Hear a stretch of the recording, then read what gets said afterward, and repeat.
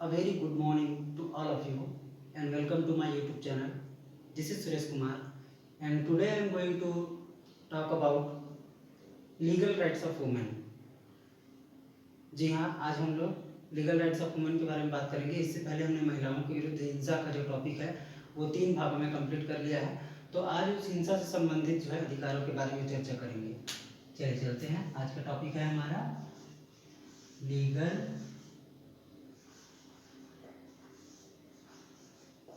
Rights of women.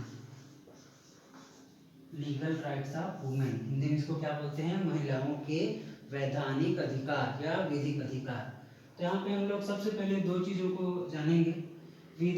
वैधिक अधिकार, कानूनी अधिकार जिसको हम बोलते हैं, है ना। उसके अंतर्गत यहाँ पे 2 पार्ट को देखेंगे। एक है हमारा सेक्सुअल राइट्स और दूसरा हम लोग बात करेंगे रिप्रोडक्टिव राइट्स, है ना, रिप्रोडक्टिव राइट्स।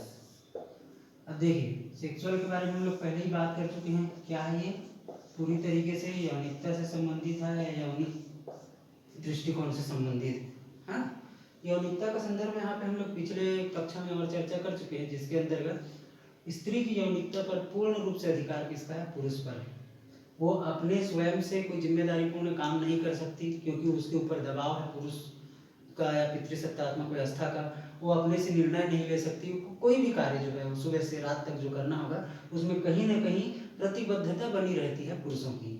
ठीक है, तो वो चीज़ तो नहीं हो रहा है। लेकिन हमारा जो लीगल राइट्स की अगर बात करें तो वो उन सब के अंतर्गत ये जो सामाजिक बात अभी हम कर रहे हैं वो नहीं है, लेकिन फिर भी लोग जो है इसको अपनाते नहीं हैं।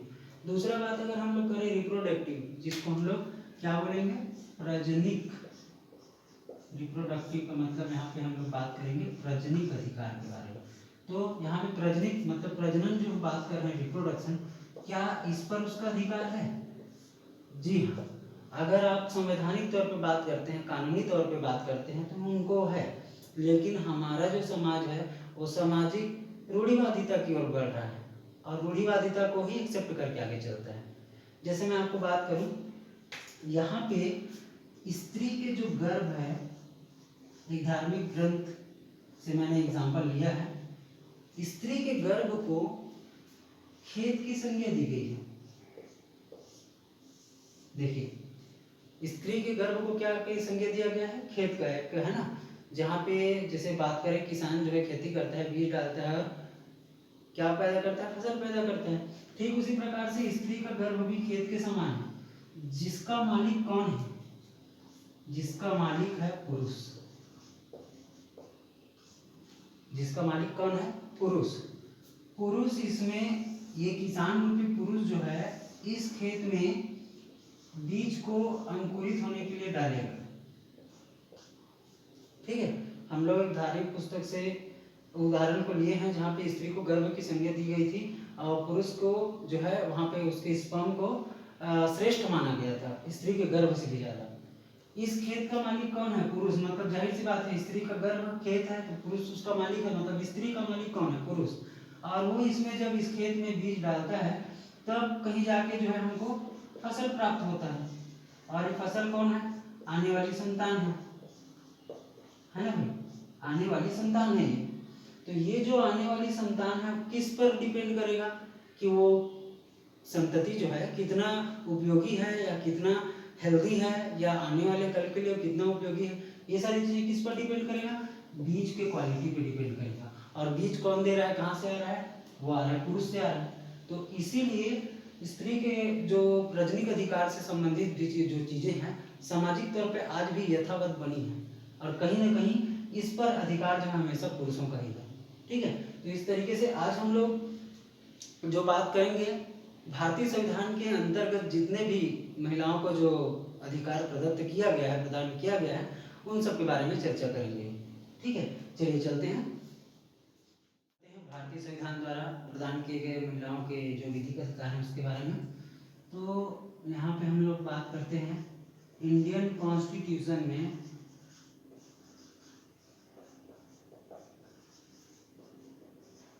इंडियन कॉन्स्टिट्यूशन के अकॉर्डिंग जो है उनको जो अधिकार दिया गया है ना। यहाँ पे हम लोग बात करने वाले हैं फिर आप तो थोड़ा भारतीय संविधान को भी बात कर लेते हैं कि भारतीय संविधान जो है वर्ल्ड का सबसे विशाल संविधान माना जाता है। बाबा भीमराव साहब अम्बेडकर जी ने काफ़ी इसमें अपनी मेहनत की और साथ ही साथ उनके और बहुत सारे साथी थे, है ना। लगभग 2 साल 11 महीने 18 दिन लगा हमारे संविधान को लिखने में और संकलित करने में, और तत्पश्चात 26 जनवरी 1950 को यह जो है लागू हुआ, है ना। हम लोग यहाँ पे बात करने वाले हैं महिलाओं को इसमें कौन सा किस प्रकार से अधिकार जो है प्रदान किया गया है।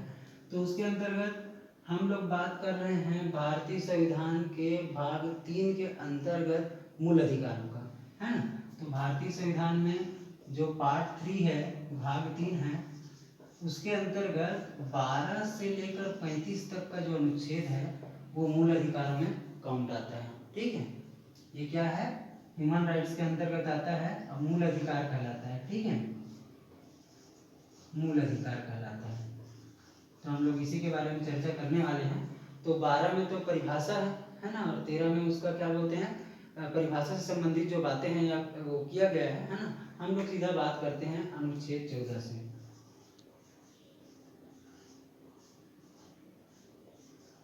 अनुच्छेद 14, आर्टिकल 14। आर्टिकल 14 क्या कहता है,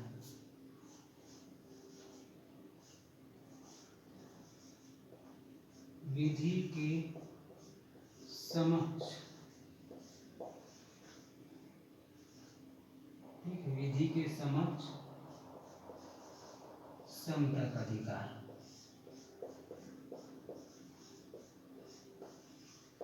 विधि के समक्ष समता का अधिकार बोल रहा है ना, इसके बारे में बात करते हैं। तो यहाँ पे हमको आर्टिकल 14 के अंतर्गत जब समता की बात की गई है तो यहाँ पे हमको 2 चीज़ों का विशेष ध्यान रखना है। वो क्या है, एक है समानता और एक है समता। कुछ लोग इसको सेम मान लेते हैं, बराबर है, इक्वल है, एक जैसा है, लेकिन दोनों में बेसिक डिफरेंस है, ठीक है। मैं कुछ एग्जांपल्स यहाँ पे आपको शो करके दिखाता हूँ। जैसे कि हम भारतीय हैं, ठीक है, जाहिर सी बात है मैं भी भारतीय हूँ, आप भी भारतीय हैं, है ना, और बाकी जितने भी हमारे जो साथी लोग देख रहे हैं चैनल को वो भी भारतीय हैं, है ना। तो यहाँ पे जो भारतीय जो बात बोल रहा हूँ सबके लिए कॉमन है, सबके लिए समान है, तो उसको हम एक समानता के दृष्टिकोण से प्रदर्शित करते हैं। लेकिन असमान क्या है या समता क्या है, समता उसमें ये है, अलगाव क्या है थोड़ा थोड़ा सा उसमें, कि मैं जो हूँ छत्तीसगढ़ का निवासी हूँ, भारत मैं भारतीय हूँ लेकिन मैं साथ में छत्तीसगढ़ का निवासी हूँ। तो छत्तीसगढ़ का निवासी हूँ अगर मैं बोलता हूँ तो वहीं पे थोड़ा सा अलग भाव आ जाता है, तो वहाँ पे समानता नहीं दिखती। तो वो चीज़ जो दिख रहा है वहाँ पे जो प्रदर्शित हो रहा है वही हमारा क्या है, समता कहलाता है। अब मान लीजिए आप बिहार से बिलोंग करते हैं, है ना, कोई और है जो महाराष्ट्र से बिलोंग कर रहा है, कोई उड़ीसा से बिलोंग कर रहा है, कोई आंध्र प्रदेश से बिलोंग कर रहा है। तो ऐसे जितने भी हमारे राज्य हैं और केंद्र शासित प्रदेश हैं वहाँ वो व्यक्तिगत रूप से समता को प्रदर्शित कर रहे हैं, लेकिन समानता के दृष्टिकोण से हम सब भारतीय हैं। अब चाहे उसको धार्मिक रूप से लो आप या जातिगत रूप से लो या क्षेत्रीयता के आधार पर लो, ठीक है। दूसरा एग्जाम्पल मैं इसमें आपको बताना चाहूँगा समता और समानता के लिए, वो क्या है, एक मजदूर है और एक किसी कॉलेज का प्रोफेसर है। एक मजदूर जो है, ये मजदूर को मैं एक गवर्नमेंट एम्प्लॉय के अंतर्गत मान लेता हूँ, जैसे मान लीजिए प्यून होते हैं, है ना, इसको मजदूर हटा देते हैं, प्यून कर देते हैं ना, तो ज़्यादा अच्छे से क्लियर होगा क्योंकि दोनों एक ही के लिए काम कर रहे हैं, सरकार के लिए, है ना। तो प्यून जो है 8 घंटे काम कर रहा है और उसकी सैलरी जो है 20,000 है पर मंथ, है ना भाई। प्रोफेसर जो है वो 8 घंटे काम कर रहा है और उसकी सैलरी है पर मंथ 2,24,000 रुपीज। दोनों में यहाँ पे समता और समानता हमको समझने में बड़ा आसान होगा, देखिएगा, है ना। दोनों ही 8 घंटे काम करते हैं, समानता वाली बात आ रही है। लेकिन क्या प्यून यहाँ पे बोल सकता है कि मुझे 20,000 दे रहा हूँ उसको आप 2,24,000 रुपये दे रहे हो, है ना भाई।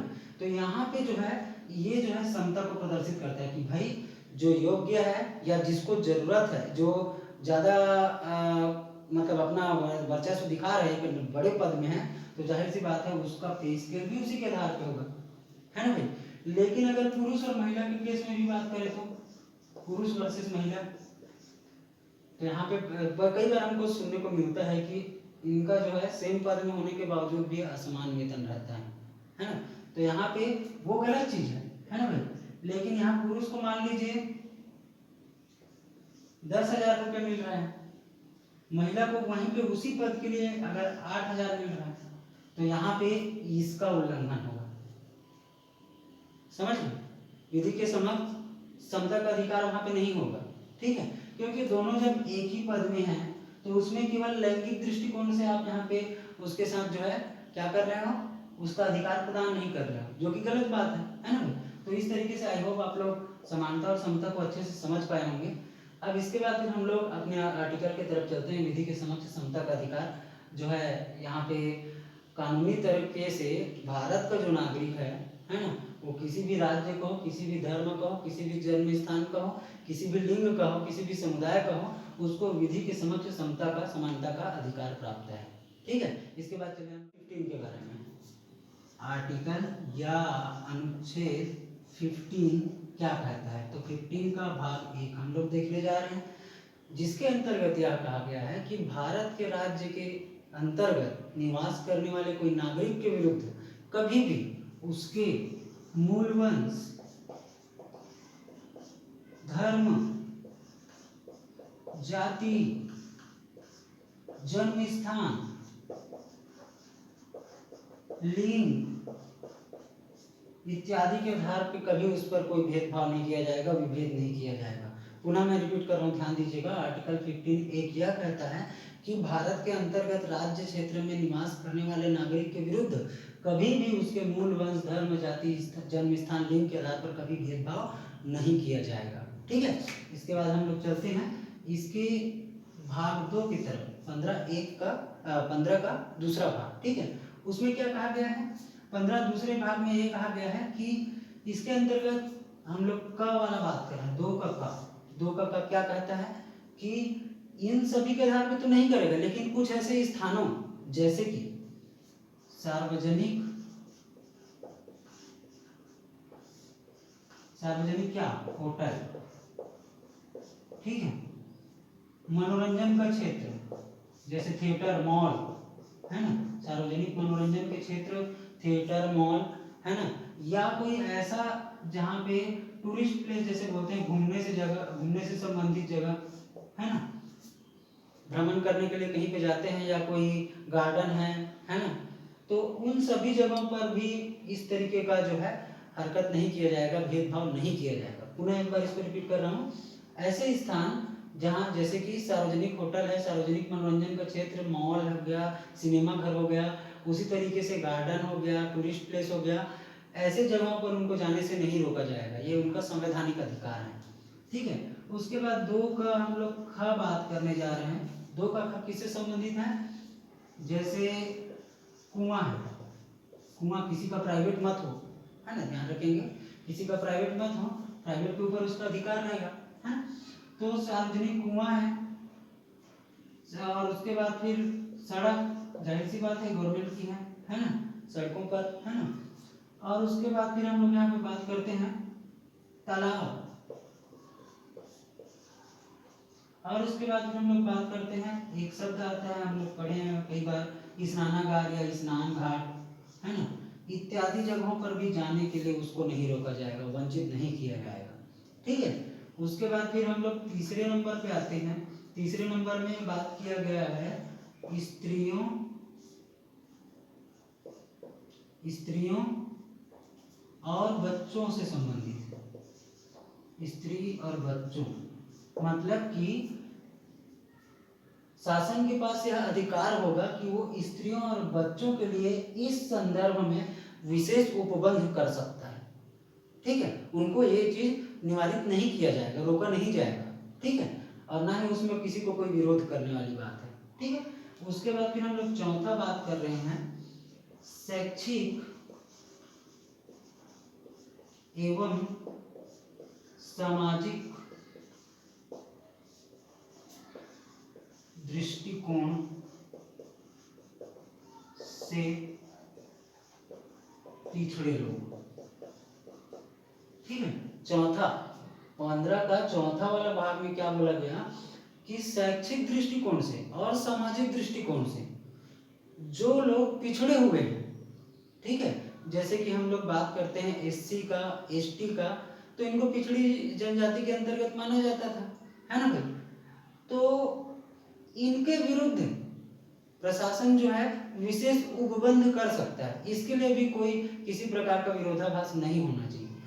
अब उसके बाद फिर यहाँ पे ये जो पिछड़ा वर्ग या पिछड़े लोग जो है, पिछड़ा लोग, इसका मतलब सीधी से किसी जाति या किसी धर्म को इसमें पॉइंट आउट नहीं किया गया है, बल्कि 1951 में जब सबसे पहला संशोधन हुआ था, कौन से नंबर का, सबसे प्रथम संशोधन में, संविधान संशोधन में यह बात रखी गई कि अनुच्छेद 15 के भाग चौथा के अंतर्गत जो शब्द बोला गया है पिछड़ा वर्ग, वो किसी धर्म या किसी जाति के आधार पर नहीं किया गया है।